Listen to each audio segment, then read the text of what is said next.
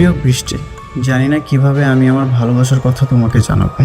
তোমাকে ভালোবাসা যতটা কঠিন ছিল তার চেয়ে বেশি কঠিন ছিল তোমাকে সেটা জানানো। আমি জানি আমাকে তুমি ভালোবাসো না, কিন্তু বিশ্বাস করো আমি তোমাকে ভালোবাসি। সাব্বির আহমেদ।